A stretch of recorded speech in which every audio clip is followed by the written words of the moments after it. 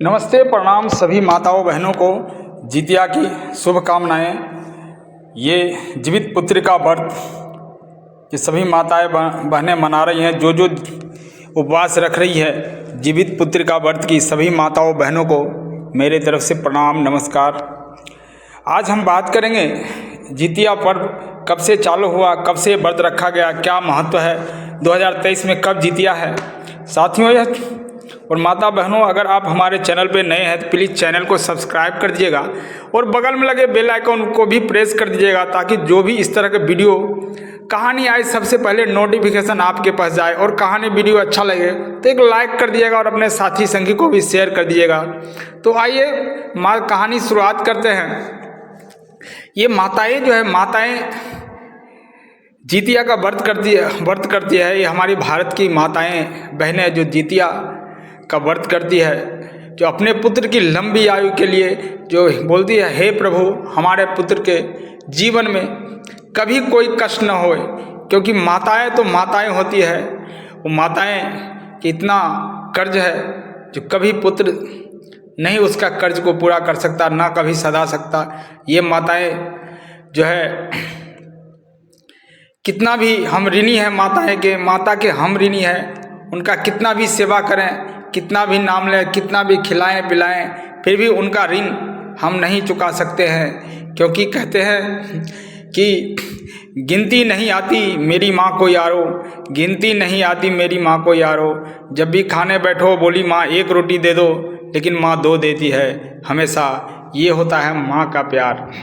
खुद भूखा रह जाएगी लेकिन हमको खिलाएगी। ये होता है माँ का प्यार।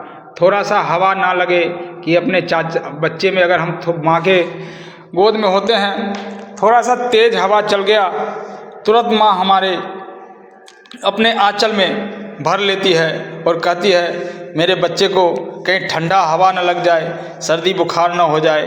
तुरंत ये माँ का आंचल जो है, माँ का आंचल से बढ़ के कोई रजाई नहीं होता। माँ का आंचल से बढ़ के कोई रजाई नहीं होता। माँ का प्यार से बढ़ के कोई प्यार नहीं होता। एक माता है जो हमारे जन्म से लेके और जब तक वो जीती है तब तक चाहती है कि हमारा बेटा हमेशा खुश रहे, हमारा बच्चा हमेशा खुश रहे।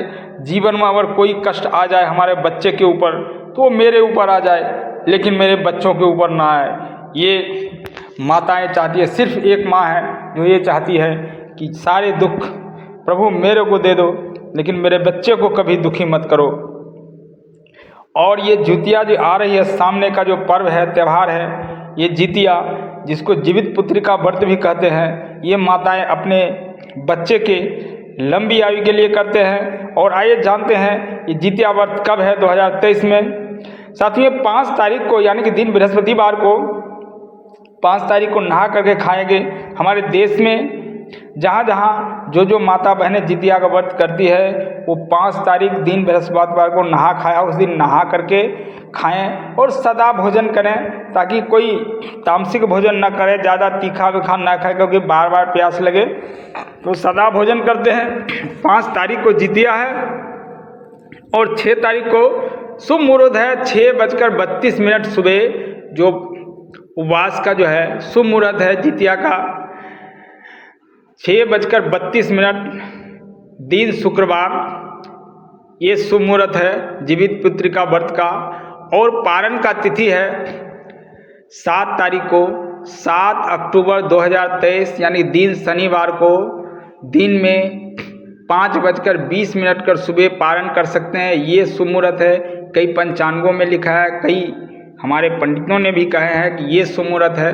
और जो माताएं जितिया का व्रत कर रहे हैं, जीवित पुत्रिका का व्रत कर रहे हैं, वो ध्यान रखें ये चीज़ का।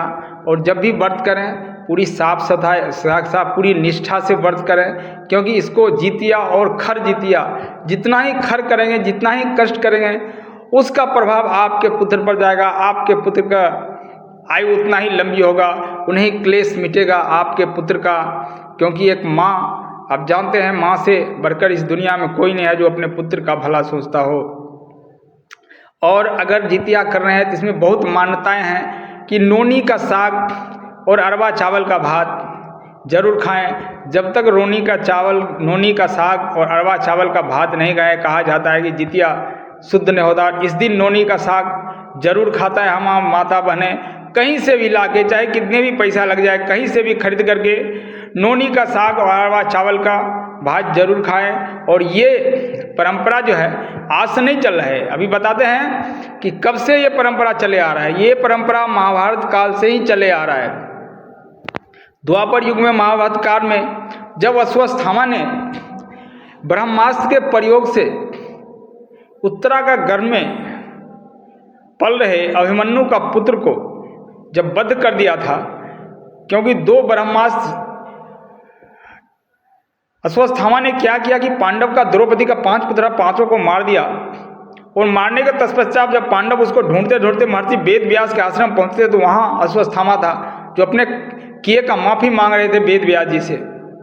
और जैसे ही पांडव को देखा अश्वत्थामा ने, तो उसके ऊपर ब्रह्मास्त्र का प्रयोग कर दिया। और ब्रह्मास्त्र का प्रयोग दिया तत्पश्चात कृष्ण भगवान ने बोले कृष्ण को कि वो ब्रह्मास्त्र चला दिया, तुम भी ब्रह्मास्त्र चलाओ। तो अर्जुन ने भी ब्रह्मास्त्र चला दिया। तब जाकर के देखे महर्षि वेद व्यास जी सोचते हैं अब तो ये अनर्थ हो जाएगा, तो दोनों को ब्रह्मास्त्र को जाकर के रोक लिए वेद व्यास जी ने। तब वेद व्यास जी कहते हैं कृष्ण तुम भी अर्जुन को समझाया नहीं, मालूम नहीं है कि यह ब्रह्मास्त्र जो है विनाशकारी अस्त्र है, पूरी दुनिया को समाप्त कर देगा। बोलता हे ऋषि हम कैसे मना करते, तब तक तो अश्वत्थामा ब्रह्मास्त्र चला चुका था। बोलते हैं इसको वापस करो। फिर कृष्ण भगवान कहते हैं अर्जुन को अपने ब्रह्मास्त्र को लौटा लो। फिर अर्जुन ने अपना ब्रह्मास्त्र लौटा लेता है। तत्पश्चात व्यास जी ने कहते हैं अश्वत्थामा को तुम अपना ब्रह्मास्त्र लौटाओ। लेकिन अश्वत्थामा बोलता नहीं मुझे ये ब्रह्मास्त्र लौटाना नहीं आता है। तो बोलता जब लौटाना नहीं आता है तो चलाया क्यों? अश्वत्थामा बोलता मैं लौटा तो नहीं सकता हूँ लेकिन इसका दिशा बदल सकता हूँ। बोलता ठीक है तो दिशा बदलो। बोला मेरा ब्रह्मास्त्र जाएगा तो कहीं न कहीं पांडवों की ओर। और उसने क्या किया, उसका दिशा बदल दिया और उत्तरा के गर्भ में पल रहे बच्चे को मार दिया। ये ऐसा दुष्ट काम किया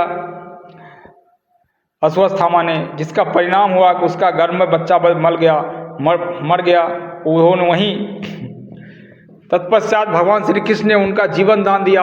और पांडव ने, 5 भाई पांडव ने मिल करके अश्वत्थामा का सर में जो मणि था उसको निकाल लिया। और कृष्ण भगवान ने श्राप दे दिया अश्वत्थामा को जो जाओ तो जीवन भर भटकते रहोगे, तुम्हारा सर में जो एक घाव होगा हमेशा रिश्ता रहेगा, तुम कभी नहीं मरोगे और जीवन भर भटकोगे। और जब उत्तरा के गर्भ में पले बच्चे को जा रहा हूँ मैं जीवन दान दूंगा। और वहाँ कृष्ण भगवान जाते हैं और उसको जीवन दान देते हैं और बोलते हैं हे बालक परीक्षित तुम उठ जाओ, तुम्हारा समय हो गया तुम उठो। और कृष्ण भगवान ने जीवन दान देते हैं उसका। और तब से माताएं बहनें सब वहाँ पर थी। तब उस दिन से ये जीवित पुत्री का व्रत जो है चालू होता है। हमारे देश के जितनी माताएं हैं द्वापर युग से अभी तक जगह जगह जितना शक्ति उतना भक्ति, जितना हो सके उतना पूरा करते हैं और जीवित पुत्री का व्रत करते हैं जो 24 घंटे का निर्जला व्रत होता है। माताएं इसमें पानी भी नहीं पीती है और खाने की दूध का पानी भी नहीं पीती है। निर्जला व्रत 24 घंटे का करके पहले दिन नहा खाए, दूसरे दिन व्रत करती है, तीसरे दिन इसका पारण किए बिना उसका व्रत को नहीं तोड़ती। जब पारण करती है तब इस व्रत को तोड़ती है। इसका कई जगह पे इसको जीतिया बोलती है, कहीं खरजीतिया बोलता है और कहीं पे इसको जीवित पुत्री का व्रत बोलता है। कई नामों से पुकारा जाता है लेकिन सब नामों का एक ही नाम है कि माताएं तो माताएं होती है और माताएं अपने पुत्र के जीवन के लिए ये व्रत करती है, लंबी आयु के लिए व्रत करती है। जो भी माताएं बहनें 2023 में जितिया व्रत कर रही है उनको मेरी तरफ शुभकामनाएं। भगवान करे, प्रभु करे कि उनके पुत्र का आयु लंबी हो, कोई कष्ट न आए। चलिए जय हिंद, जय कृष्णा,